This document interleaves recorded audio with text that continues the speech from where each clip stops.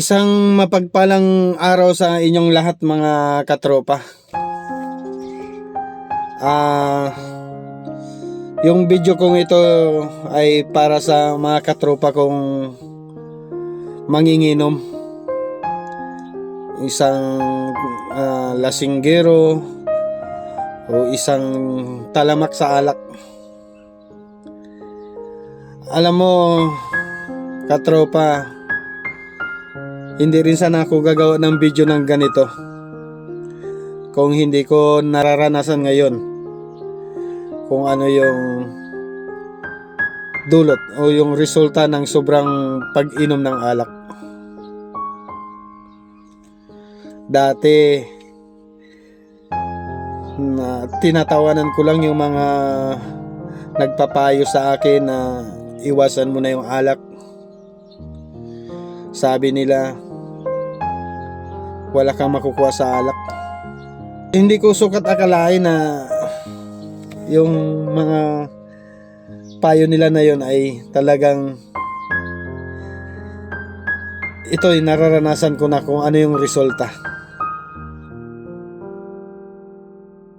Ikukwento ko lang sa inyo kung ano yung nararanasan ko ngayon. Nagkaroon ako ng fatty liver. Na-findings ako last year.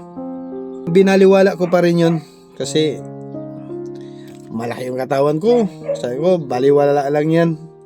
Hindi yan makaka-apekto sa akin. Kaya hindi ako nakinig sa doktor. Although may iniinom din akong gamot dati, pero wala, hindi ko naman pinagpatuloy yun. Dahil okay naman, physically fit naman ako, malakas yung katawan ko. Kaya dire-diretso pa rin yung pag-iinom ko ng alak kasama ng mga tropa. Siyempre kapag may banding, walang kwenta ang banding kapag walang alak.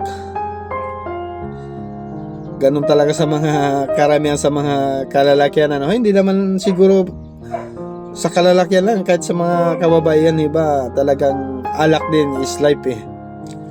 Pero sa ganitong nararanasan ko, masakit itong pinaka lower part ng aking ribs. Tapos nabobloated ako, to masakit banda dito sa kanang bahagi. Kanang bahagi ibaba ng ating ribs.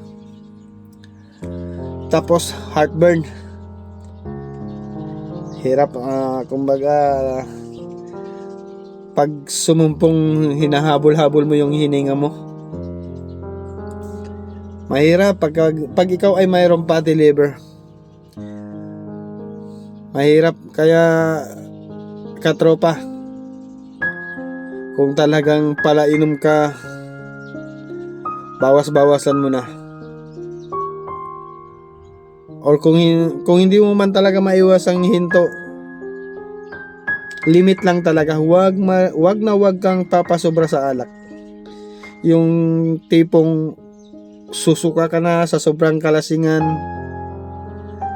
talagang hindi maganda sa katawan. Kaya huwag natin pagtatawa-tawanan na alak lang yan, wala yan, malaki katawan natin, malakas tayo. Pero darating ang panahon, magkakaroon na tayo ng kahinaan sa ating kalusugan. Sa tulad ko na, edad ko ay 43, medyo ramdam ko na rin yung mga sakit na hindi mo inaakalang mararanasan mo sa ganitong edad. Ang ating kalusugan ay ating kayamanan. Kapag hindi natin iningatan, maghihirap tayo, magdurusa tayo. Ayun lang mga katropa, isang paalala lang mula sa inyong kaibigan.